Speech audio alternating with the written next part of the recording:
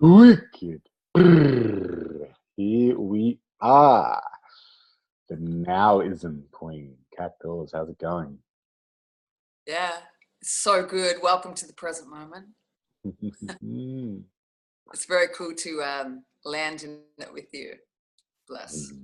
It is, it is. Tell me about your journey with the now. How did you how did you end up here? There's so many like journeys to the now. For me, I was always very, very interested in um, the great philosophers, the great messengers, the great spirit of all things. I'm also a great believer that like entertainment is the great educator, and right from when I was young, I felt that my path was to merge and marry the idea of conscious participation in the present moment, and to literally like actually it was an encounter with John Lennon, and my energy was like it's a pretty sort of trippy story. Tell us, go into it. Let's hear that. Yeah, let's go deep, man. I don't think I've ever really shared this much. So had been meditating, and I was really in a great practice with meditation. And for some reason, John Lennon was a presence, and he said to me, "You should respond to the song Yesterday because it's bullshit, you know." And as you know, like actually, Paul Simon wrote Yesterday. Oh no, sorry. What's his brother's name? Oh my god, I can't believe. What's the other Beatles name? Not Paul Simon, obviously. I was thinking about Africa. Anyway, Paul Um, is the one who McCartney? No, not wrote McCartney. Yesterday, and so yeah, I came out of it. And, McCartney. yeah, McCartney. Thank you. It's almost blasphemous to not have had that come through in the now. Anyhow, so I came out of this meditation and I wrote an amazing song. I was a muso at the time, and I wrote a song about the now. And I felt like there was something really powerful emerging. And when I looked into John Lennon, there was a whole era where he was buying airtime on TV and doing commercials for love and stuff. And then that's when my brands rose up. I was sitting in front of my computer and I wrote now on the screen, and I was like, okay, like something's meant to happen here. And then underneath it, I wrote voucher, like now voucher. And then I wrote, use this now, get another now free. And then my mind just went, and there, like this entire brand, like the idea of using mainstream, like a controlling things to actually relay the metaphysical message just was like a field day of creativity for me. And so that was the beginning of Nowism. And it was and ultimately Nowism is obviously a practice of conscious participation in the present moment. But one of my favorite pieces is actually these sort of snapshot adverts for the present moment, like campaigns for your consciousness, which curriculum that I've built around Nowism is actually quite like hilarious. Like now soap, wash your hands of the past. You know, they're like ads for yeah. Oh, awesome. So it does sound like a field day creatively. So what was your background in that? So were you like an advertiser, a musician, or like what's the background in terms of getting that mainstream piece in there? Yeah, so I was always very grassrootsy, but like before like you know, after school I was a dancer. I was a classical dancer. Then I moved into cruise boats, so I was like a singer and a cabaret dancer on cruise boats around the world. And then I like rebelled and I went to the streets and I played guitar like for years, you know, in London and in Sydney. And yeah, like I had made a life out of that. And then it became fire spinning and like doing sort of like more clown stuff and this sort of thing. And then through my music, through being, I was writing lyrics and a lot of like really powerful messaging. Then the prayer piece really rose up in me. And I mean, I've had a fascination with plenty of wonderful teachers, but part of my favorite Care to listen? is when I had the opportunity to encounter Reverend Michael Bernard Beckwith. And Yes. You guys were And hanging out. Did I see you guys were hanging out recently? yeah, it's a great story, you know, like, and it's such a anchor for me with the whole law of attraction thing. Like he was, you know, actually I never had the audacity to want to meet him. I just never really thought that was possible. I'd use all the other people like Wayne Dyer and Deepak Chopra. That those were my imaginings, and then actually I was connected with Mike Dooley and Andy Dooley from the, you know, the movie The Secret, and one day when I was in the US, Andy let me know that Michael Bernard Beckwith was going to be like in town, and so what he did is he called the event and he he told them that I had an award for Michael Beckwith. Can you believe it? And what's incredible is that they allowed me to present an award for Michael. So I quickly threw together this award that said, As in, like, you just whipped it up on Photoshop or whatever. yeah, like Amazing. the spot, and framed it and all that jazz. And it basically said, one of your conscious thoughts offsets at least 10,000 unconscious emissions. So on behalf of the present moment, thanks for filling it up consciously. Yes. Yeah. Yes. That's When I incredible. read this on the stage with Michael, of course he was just like, oh my God, like this is epic. Like this is the greatest award that I've ever won. And so, yeah, like from there, I've been like a sort of cameo gypsy role in his. Last time I saw him, actually invited me to meet him in a church in Soweto, and I went and danced for hours. It was like, it was That's amazing. amazing. That's he does the Agape school. Is that correct? Yeah, what a profound, brilliant, holy, like luminous man he is. You know, like for me, you know, you got like the great teachers from all through the eras, but like for me, Michael Beckwith has this like, it's like art and sex in the metaphysics. He's got this romance with God that is like next level, and I'm so grateful for his presence in my life, and also just how it's infused every cell. Like I use like if you get to know me, you hear a lot of his language in me. You know, it's just a natural. I'm like one of his flowers. Yeah, beautiful. And how did you come across his work? What was the first kind of meeting? Was it The Secret or? Yeah, he was Yeah. in the movie as well, and yeah, I just remember out of all of the people, I was like, who's that? Like, because he just oozed this romance with the great spirit, you know. I was like, wow, like that to me was like a real demonstration of it, you know. Yeah. Yeah. Yes, yes, yes. Yeah, he's a legend. I would love to meet him at some point. I'd love to have him on this podcast, actually. So I read one of his books. I can't remember which one it was, but it was written in blue writing, in blue ink. Yeah. Life. Um, yeah, my homeboy Heritier lent it to me. I think I've given it back already, so Yeah. I haven't got it anymore. But yeah, it was really profound, and yeah, his languaging, and yeah, I love the fact that he was writing in blue ink. That was like, you know, getting it straight into the subconscious mind. I was like, yeah, it's pretty cool. Yeah, And he's a very mystical human, you know. Like I remember in this event in Soweto, I was in the green room with him, and you know they have this big banquet of food, and you can see Michael's like, you know, he's pretty healthy and he's pretty vegan on most days, you know, and it just he's like trying to like test the vibes, you know, and he sort of like just stands there, and he's really he's a little bit picky about what he touches, you know. I know exactly. I'm like muscle testing stuff when I'm eating it, or even just like, you know, I'll go to the bookstore and I'll just close my eyes and just feel. And then when the book, when, you know, it was just, you feel that, oh, that there it is, and then you pick the book and you open the eyes Yeah. and go, hey, this is the one I was meant to have. Actually, that's how I picked his book, actually, because Oh yeah. Thier was like, which book do you want? There was all these massive books, and I'm just like, well, let's feel into it. Boom, that's the one that came. So Cool. Yeah, it's a great teaching. He's a legend. and how long ago was that when you wrote that, you know, now voucher? How long ago was that? Like, man, that was probably like 15 years ago. Yeah. And since then, there's like everything you can think of. From my book is a time and space contract, and we've got like creative licenses and VIP backstage passes to the present moment, credit cards, and you know, all sorts of like really fun sort of reminder services that help people jump into a practice, but with like a sort of modernized smile on your face. Yeah. And what has happened over the past 15 years with it in terms of like tell us a bit about the journey.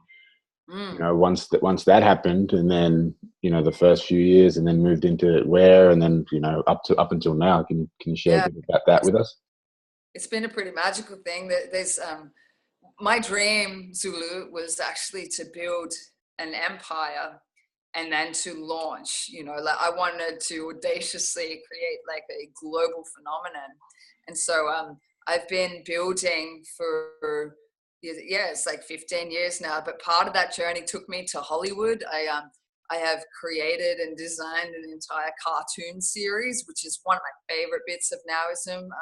And so the premise of the cartoon, in a nutshell, is there's not enough time on planet Earth, so all the scientists get together and they split the now into tomorrow and yesterday, and so the continuum is born. And then there's a guy called Tom Orro who runs Network Next, and he sells the future like a product. And then there's this other guy, his name's Drew Back, and he runs Past Primetime Media, and so he's selling the past like a product. And then the lead character is a girl called Free Will, who realizes that there is something is up with the now, like it's sort of gone out of style. And so then life takes her to this sort of ascended master, zany scientist guy called Dr. Now, who basically convinces her that she's the promoter of the present moment, and it's her job to sell the now back to the people. And so she goes on this giant adventure to it's like the hero's journey, to wake up. And so in amongst that, she runs a consciousness campaign, which then, so that now, like, this is the question was like, what's the journey been? So the consciousness campaign has become the curriculum that I'm teaching in Nowism. And so one of the main features in this curriculum is a negative emissions trading scheme. So the idea is that negative thinking and feeling is a form of pollution. Like the habit of negativity is a pollution. We call it momentarism. Momentarism, the contamination of the present moment through fear, doubt, lack, loss, worry, this sort of thing. And so the idea is to offset your negative emissions. So the first process in Nowism is called neos, which means new in Greek, actually. So negative emission offset system. And so you learn to just literally catch the moment when it's happening and offset your negative emissions by getting involved in the higher frequencies. And so then it goes further. There's an emotional stock market, and your currency is your attention. So you invest in the high vibe. So if you want to like get more freedom, you got to start investing. And so then you become a now ninja, and you learn how to build a toolbox. So the curriculum is this, but the curriculum comes from the story, if you will. Yeah, so there's beautiful. like there's a great unfolding with that. I'm writing a novel, which is like, I explain the cartoon. There's base level story, the core of that, which is like, think Harry Potter, it's like really like a large spanning story. The cartoon was like a watered down version of that, just to funk it up and to churn out stories about it, That's amazing. It's incredible. It sounds so amazing. It sounds, I love that currency, like the current, what's happening right now. It's a beautiful wordplay there. And it's so poignant, like this time in human history too. I've been very entertained the last few years at the rise of cryptocurrency. I'm like, everything's getting ready for the emotional stock market, man. And so are you like a graphic designer or an illustrator or an artist or a storyteller? Like where did all this come from in terms of the story, coming up with the story? Yeah. Or is that? I'm willing, very willing human. And I'm, because of my willingness, I've been quite prolific in what's been created. There's been a yes in me that then has been driving this thing. And so even to the point when I had meetings in Hollywood to design the cartoon, they drew for me. I didn't like it. They sort of missed it. It came out like Powerpuff Girls, and I freaked out. I was like, no, that's exactly not it. So then I, gave myself a crash course in, how to draw. So, I've really just taken the risk, I guess, and given a shot.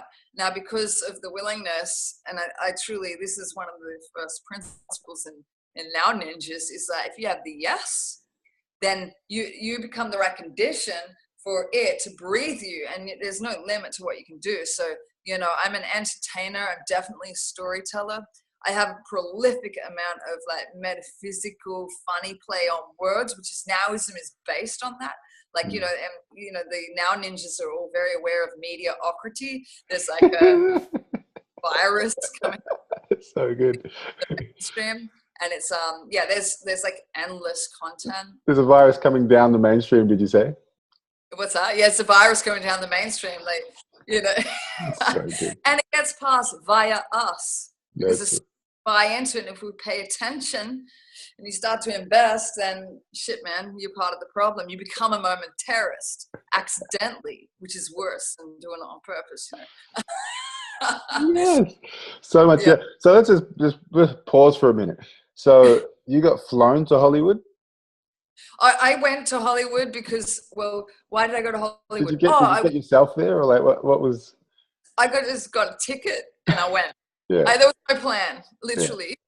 But this is after. Okay, right. Rewind. The story goes: I was living in my van, and I just ended a 10-year relationship. It was like really hectic, and the van broke down on the way to a festival, and I was like far out. Like it was all. My whole life was like breaking down.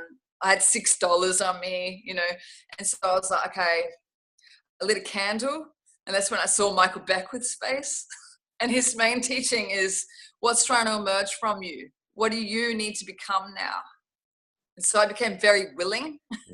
That's what I did that night. I became very willing, and then straight after that, something started to breathe me, and I was like, okay, I'm just going to give myself over to the thing, and something great's going to happen. And then from there, I started to just put it out there. And the first thing that happened, I put the Now voucher on social media, and Mike Dooley from The Secret, his brother Andy Dooley, reached out to me and was like, you've hit a home run with Nowism. And I was like, yeah. And so I started to I was involved with them, and I met them, and I hung out with them, and then they invited me to Christmas in the US. So I went, and that was when, you know, I met Michael Beckwith, and then I was like, okay, what shall I do next? And then I actually realized like there's a cartoon story that's emerging.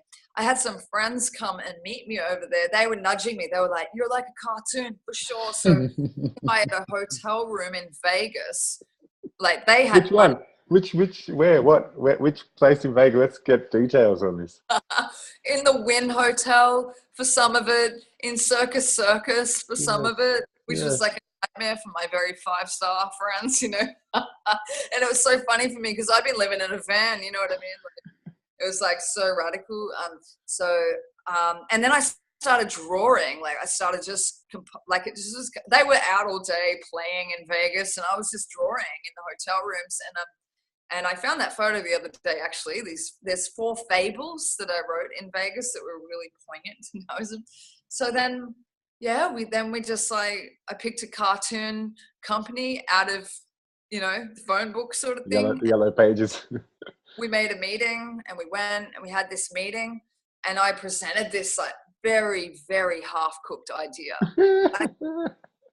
Relentless power in me that it was like, I don't know, like I just didn't care like about any sort of preparation or rejection for that matter.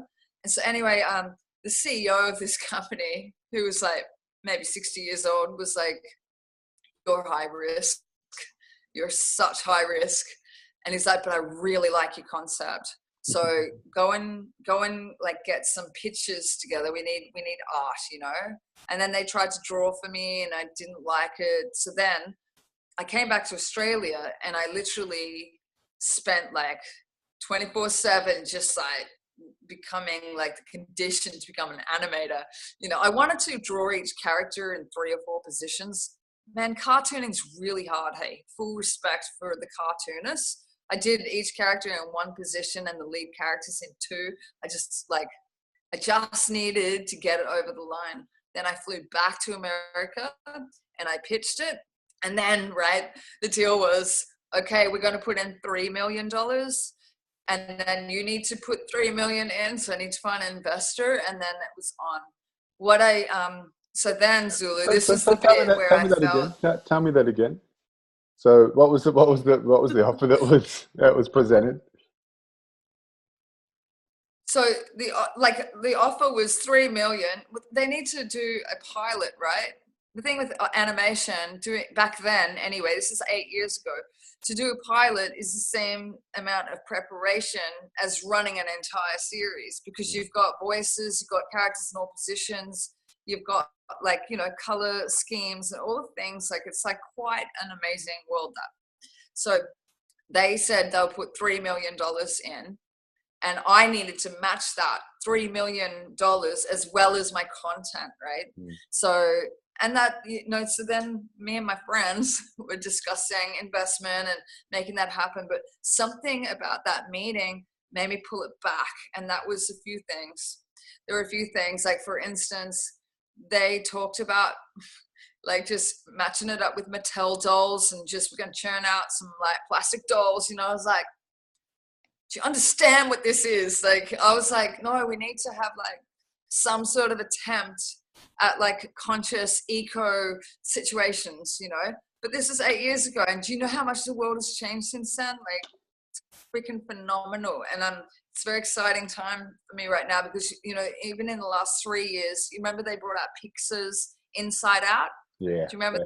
It was a story about like the emotional qualities. Like, to me, this is like, ooh, like Hollywood's warming up, and I took a risk in pulling back from the flow of what tried to happen back then. However, now I know that now's the time for Nowism. Now's the time. Now's the time. Yeah. The latest piece of Nowism is actually a board game, which is it's a really fun way to learn the curriculum to become a Now Ninja. So basically, in this board game, the first thing that happens when you roll the dice and you move around the board, you pick up bad vibes from everything. So you pick it up from like media, from traffic jams, from your family, from all things. And then you learn Nowism, and you learn your Neos. You learn how to offset your negative emissions, so that the idea is to get only good vibes by the end, So, but I'm really excited about like the tool of the board game to teach. It's super exciting. Reminds me of a book I read called Jump In, by Mark Burnett. Have you heard of this book? No, I haven't. I'll look it up. Just that story does it. Jump In. Mark Burnett he's the guy who started Survivor.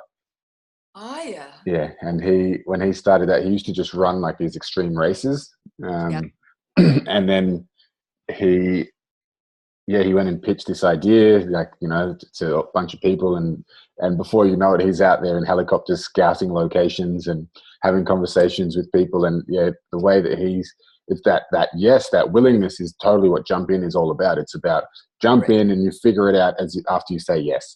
You just go yes, and then I don't know how I'm going to do it, but I know that I'm doing it. And then once you're in there, that's when you figure it out. And his whole thing was really refine your elevator pitch of your idea and the why you're doing what you're doing and the vision of it. Really refine it. Like, he just practiced it over and over again to anyone willing to listen.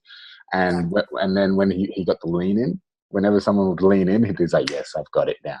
If they start leaning in and be like, listen, he's like, yep, I've nailed it, So that's the ticket. And I love that yes, that willingness. There's this concept that I can't remember where I heard it. Those ones that you're stuck with you forever, but you just, where did that Don't know the questions, yeah. But the idea, the concept is that no is when we say no, that's the power phrase. So no is the power phrase. Like, whenever we say no, that's like drawing a boundary. Like, we're claiming our power. We're like, no, that's not happening, or no, I'm not doing this. That willpower, that discipline grows when we're like, no. There's all these opportunities, these shiny lights, these, things that are attractive to us, and we're like, no, I'm going to say no to that. You can see it in a young kid when they learn how to say no. They're like, yeah, I feel powerful now. Like, I am my own being. I'm self-autonomous, and when we say yes, yes is the manifestation phrase. Mm. So yes, whenever we say yes to things, that's when the creativity and we can make things happen. And we're saying yes, and we're drawing in that energy that you mentioned, that anything can come through, and Yeah. we can be the paintbrush for life to come through. I had a question for you actually that was coming through when you were mentioning before about about yes, and it was being open to what wants to come through. Yes. Um, Coming the right condition. yeah, it's just like when you become that right condition, is it yeah, how do you know that you're not operating from like a place of, oh, I'm not doing it from because of fear? You know, it's like yes, and it's like, well, I don't know what's going to happen. Like, I guess the question I'm trying to ask is, where's the line between like intentionality, living intentionally, and then also letting go to what wants to come through? How do you, I guess, find that spot? Yeah, it's a really great question, which brings us straight into the flow zone, right? Mm, Like that's it right there. So for me, intentionality, that's the masculine. It's like, yes, like that's like I'm putting the stake in the ground now. Through absolute trust and divine alignment, I yield to the process, which is more like the feminine, you know. So for me, it's a sort of a simultaneous moment, you know, because it's like there is definitely a decision, but the decision is in the yielding that like something very powerful is going to come through me. And, you know, like something that Michael taught me many years ago, just as an example or a similar conversation, is the difference between, you know, when people talk about like vision boards and stuff, it's like you make a vision board and you flick through the catalog of the universe and you pick the things you want. Well, what I learned from Michael is the difference between that and visioning. Visioning is when you surrender and you open up to the great mighty spirit, and you allow yourself to be breathed. So you get your opinion out of it, like what should happen. And I think that part of the great gift of what I've had the honor to experience through Nowism has had a lot to do with my willingness to get out of the way through choice. So right, that's the first bit, is like, okay, I'm going to like master myself here enough to get out of the way, so that then something way, way, way better and more extraordinary can come through me than what my little mind is going to come up with, you mm. know. Yeah, This limited the little self. yeah, it's definitely also, though, you know, like to practice it to a degree where you can actually rest in it. Yeah, Mm. that's meditation and all of the yummy practices that we do come in, you know. Beautiful. So for you, it's catching the simultaneous, like catching both of those simultaneously, and marrying both the intentionality and the yielding. So it's Exactly. almost, it's like going, okay, I want to intend something, and the intention might even just be to open up to what wants to come through, or it might be to actually go say yes and be willing, like whatever the intention is. But in that moment that you're doing that, you're also opening the other side of it, which is allowing and not having any kind of attachment to whatever it is that you're intending, right? Yeah, exactly, exactly. And Yeah. then you were saying that's a practice. So you practice, do you have like a formal practice, whether it's prayer or meditation, seated meditation, or just bringing presence to the Yeah. moment? What does that look, and if so, what does that look like? Yeah, great question. I definitely have a formal practice. The formal practice being like about an hour in the mornings. I'm a great fan of Dr. Joe Dispenza, who is the, do you know who that is? Yeah, the Shout outs neuro. to Joe. Shout outs to Big Joe, Joey D. Water legend. So that type of Actually, Yasmina, who was recently on Yasmina Jade, the Blood Witch, very dear friend of mine, who is, yeah, who was recently on an episode of this podcast. um, she's very connected with him. She's got a story. I don't know if she shared it on the podcast, but she's super connected with Joe Dispenza actually. So that's a cool, interesting little seg there.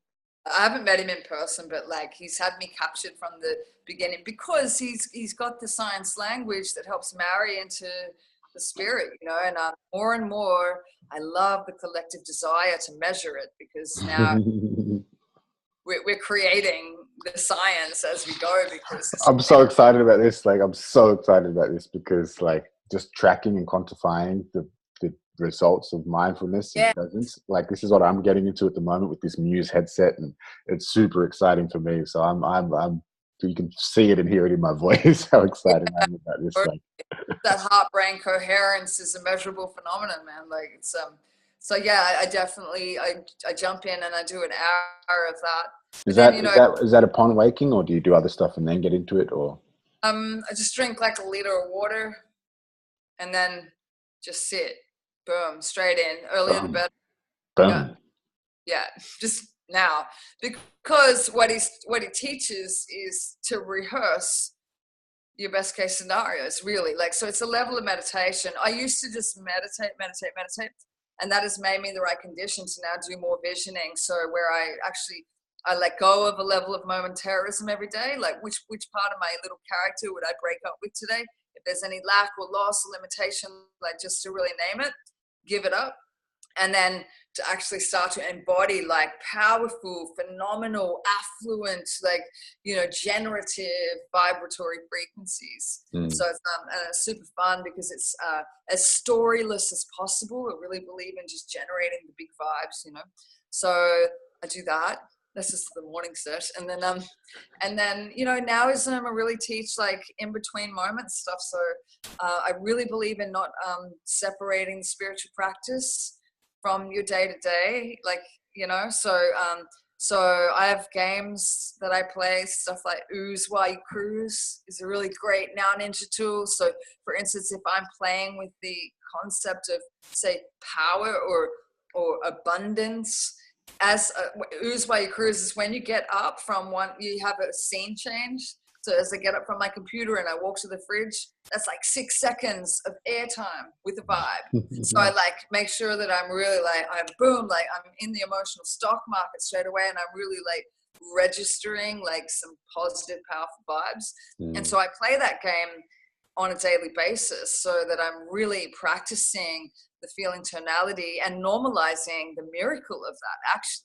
Because it's I think it's the in-between moments that you're actually manifesting from. It's not really just the big wow moments that are really registering. Like, you've got a lot of nows in the day, Shitload of even just now as I'm drinking this, I use opportunities as well. I'm drinking this, listening to you, and feeling it on my tongue, feeling the taste of the water, feeling it in my throat, feeling it going down my esophagus down into my bladder, through the whole system, and really feeling that. And I feel taking those opportunities, if you're sitting down, just noticing your butt on the chair, noticing the clothes on the skin, noticing the headphones on the ears, whatever it might be, and just paying attention. Exactly. So, we teach like putting little reminders around the house. So when you're drinking water, you remember to feel flow. Like when you touch your phone, you remember to feel connection. This thing. Like, I think simultaneous awareness is really the great gift of living in linear time, but being awake inside of the dream, that to me is like the most delicious version of life. Yeah. Tastiest. So that's awesome. And do you teach meditation, mindfulness, presence, Nowism, this sort of stuff? So like, do you teach that formally as well? Like, is it a regular place, or you come together physically in a physical world, or you do it online, or you have programs, or? Yeah, I have programs now. So what we do is there's one-on-one stuff. So I help rehearse best case scenarios, really get in there and work out like what are the vibes that you want to represent. And part of that program is learning how to be still. Micro meditations, so good for traffic lights and, like when you're at work or whatever give us an example of both of those. Just let's break it down a little bit. Yep. So starting with micro meditations. Yep. So 60 seconds with a good vibe. So it's like an airtime situation. Whenever we in Nowism, we always talk about airtime, you're like always broadcasting a vibe. And so one of the biggest excuses that one ever hears about meditation is, I just don't have time. It's like, we begin by injecting this practice into the time that you've got.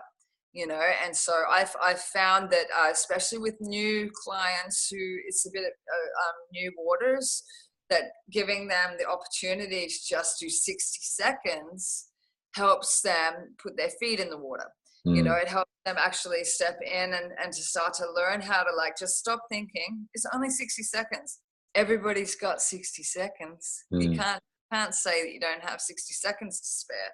So we practice that like 5 to 10 times a day, where, you know, and not necessarily no thoughts, but like we might connect with flow, which is still no thoughts, but at least a feeling tone, you know, and so that people feel like they got something to hang on to. Then we move into like 17-minute in the morning, or, you know, some sort of like more formal practice. What's the significance of the 17? And it's interesting you said because I have what you call the 1 minute, the micro meditation. I call which is OMM, or 1 minute mindfulness practice. It's like an also a mom, you can call it, which is a minute of mindfulness. So it's just like having a minute of mindfulness, connect with your mother, you know, you can connect with mom, or connect with the which is a 1 minute mindfulness practice. So it's like, oh, we connect with the but if you're doing 17 minutes, where's the significance of the 17 come for you? 17, I just like that it was 17 because that equals 8. And that's awesome. There's you know, I wish I could give you some like elaborate story around that. It's just magic. I love the number 8 too. On track. I have no idea where I got it from. But that's something that I share with all my clients. So it's like the graduation into an actual formal practice, which I love. I love watching people who never thought they'd be able to do it start to like kick the goals with that, because it's just it's the greatest gift that you'll ever give yourself, is learning how to enter that quantum field, you know. And then as a graduation out of that, then the shit gets real, you know. Like we do like the theta metronome or a delta metronome, where, you know, and I like try to be extreme, encourage for an hour, you know, float tanks, that sort of thing. Like it just depends on the student, of course, and what they're wanting to achieve, and how trippy they want it to get. But yeah, I believe in doing a little bit, a lot, ultimately. Like I think that a lot of spiritual practice feels really daunting for people, and then because they look at the entire task of derailing all my belief systems and all the bad habits and things, it just becomes so overwhelming that they just like don't start, you know. So my sort of theory is, we'll just do something now. What can you do now? Okay, micro meditations, because we've got 60 seconds to spare, you know. So I like the idea of sort of demystifying the process a bit, making it really user friendly, a little bit funky, a little bit mainstream, so just so that it becomes palatable. It's acceptable. It's bite-sized. It's you know, especially in this day and age, this 140 character Twitter age, you know, the social media. The attention spans are lessening and lessening, right? So right, exactly. And that's why like the game for me is really where I'm going to reach the most people, because when the currency in your game is your attention and you start to play with this practice, you're going to start to notice, wow, like I just gave half an hour to like a bitch fest, like, oh my God, I just registered like frustration on the emotional stock market, like boom, like went through the roof. Now I seriously need to offset and like go for a walk or something. Like I would like to bring the language to the mainstream in a way that helps people really realize how precious attention actually is, you know. You can't get your time and attention back. The most precious commodity. Oh my God. Oh my. You mentioned earlier about breathing, being breathed. So when we are being breathed by life, was that the quote? Yeah. I heard this concept. I think I've maybe missed, because I do so many of these interviews and have these podcasts and have so many guests on. I think I probably could be way off here, but I think it was Benny Ferguson. And correct me if I'm wrong, whoever it was, if it wasn't you, Benny. But he said this concept of, he got asked a question, and it was, what is breathing you when you're not paying attention? Yes. And it's that question there. So the question I had for you is, in the breathing, in being breathed, what do you find the difference between what is breathing you when you're paying attention versus when you're not paying attention? Uh-huh.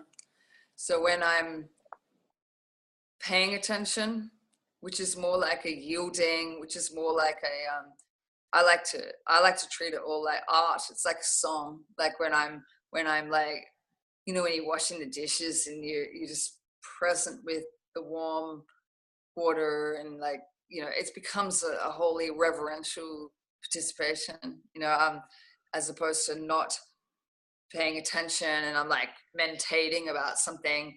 The thing that is breathing me, like, what was the question again? Sorry, the So difference. yeah, I guess what is when, because the question that came through as you were saying that was that what is breathing you when you're not paying attention. So I'm Mm-hmm. like, all right, what if you are here and now and you're present and you're listening and you're attentive, Yeah. and is what is breathing you then different? Right. Is does the I think that you're always being breathed by the one power, one presence, one love, like the one mm, source. mm, However, the to activate the fullest potential of this moment, then you want your commentary to either be amplifying the great presence of all things, or very, very quiet, because I think that the contamination of the present moment through a commentary of fear or lack or loss, or like some sort of like, when we put filters of limitation over it, what happens is we just don't activate the full potential of what's going on. And so for me, that mastery comes from learn how to be reverential in the most mundane moments, because, you know, it's easy to feel the reverence when you see a shooting star, or when, you know, you kick the goal, or like when the thing happens and it feels amazing. But like, it's true that all moments are created equal, and so all that's different is my perception of what's going on. Am I tuned into the higher frequency, or am I tuned into the lower frequency? So mm, I believe that we're always being breathed, but when you really yield, then what it's like becoming a very good instrumentality. It's like the difference between a light bulb that will light this house up or a stadium. Do you know what I mean? You become mm, like a bigger instrument. mm, So the miracle can sort of be more like, wow, you know? mm, mm, mm, mm. So it's like there's the essence of what is breathing you, it remains the same. It's just the quality of it can be dimmed or brightened Exactly. with our state of consciousness or our state of presence. Exactly. That's what I'm getting from what you're Exactly. saying. Because it's omnipresent. It is everywhere. God, love, source, divine intelligence, whatever name you want to give it, like it is Breath. the breath. You know, the breath is an expression, isn't it? It's like, it's just like you know, you can't breathe in the future. You can't breathe fast. It's the great humanistic like reminder service of the present moment, which takes you to the now. If you very, very deeply rest in the present moment, you know, you can exit timeline from that space. Mm, But yeah, that I love knowing that there is an omnipresent, omni-active situation, because then, you know, the moments where I'm getting snagged on a little bit of momentarism, all I have to do is stop and go straight back to the original principle.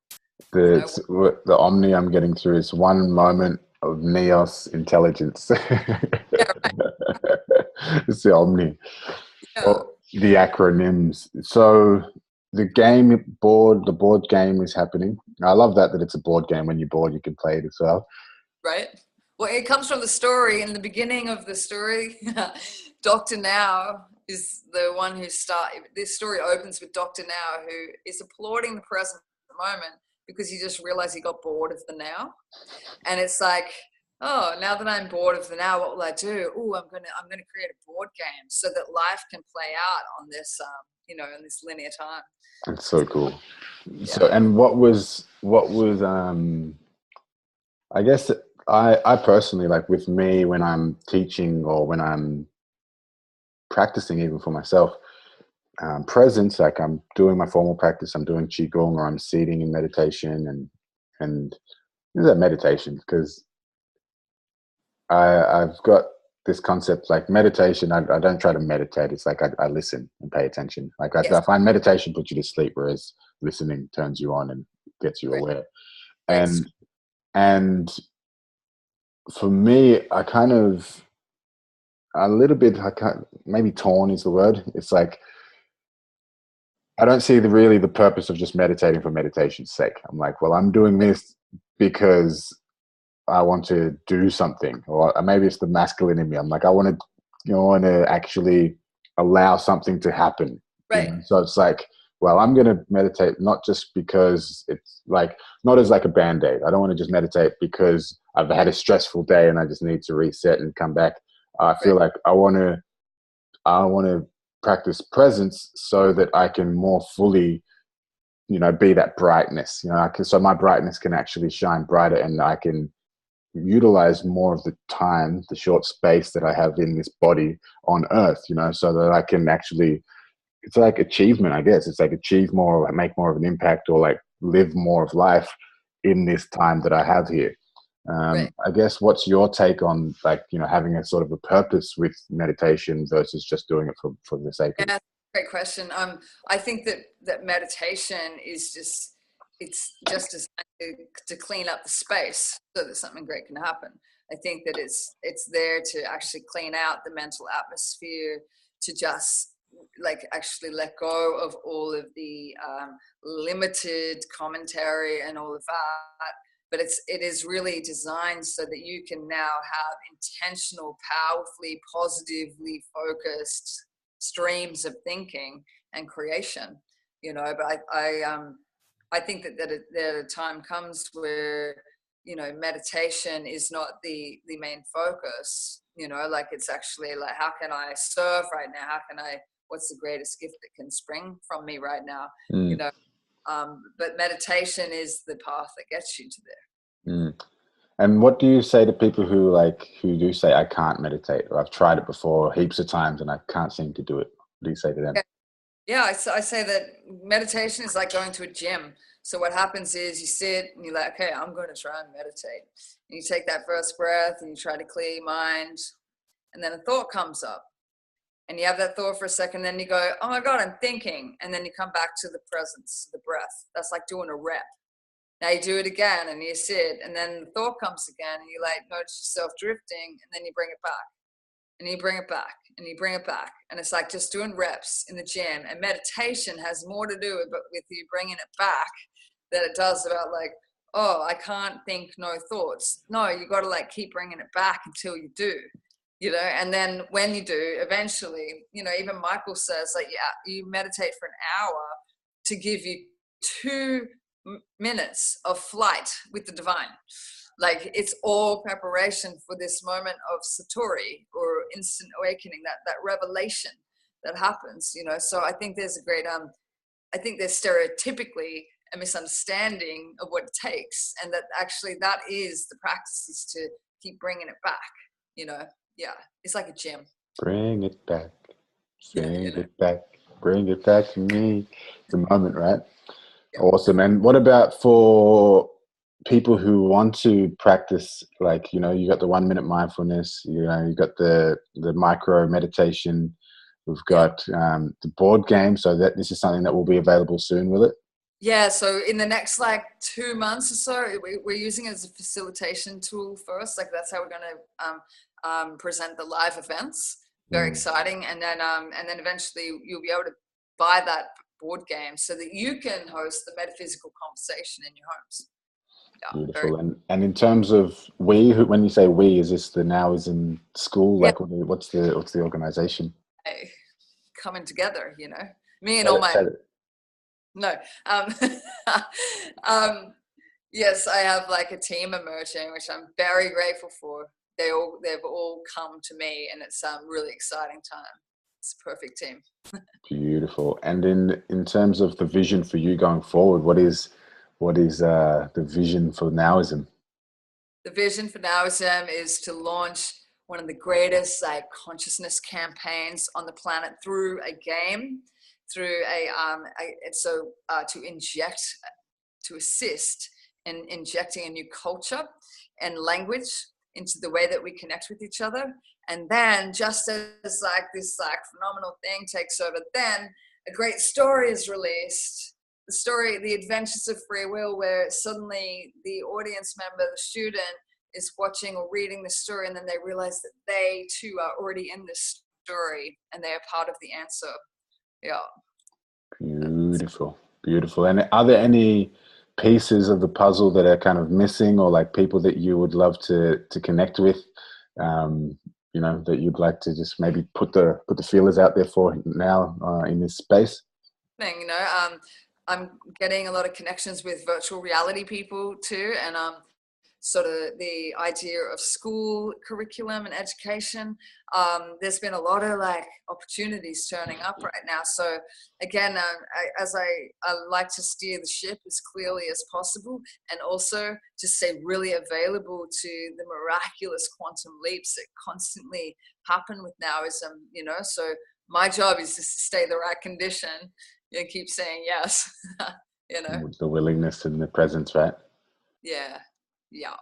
Beautiful. And seeing as you are a storyteller, do you have any stories, any song, any poetry, any kind of anything that you'd like to share in this moment? We're going to wrap up pretty soon, but yeah, is there one last little piece of your story in some form that you'd like to share with us now? Sure.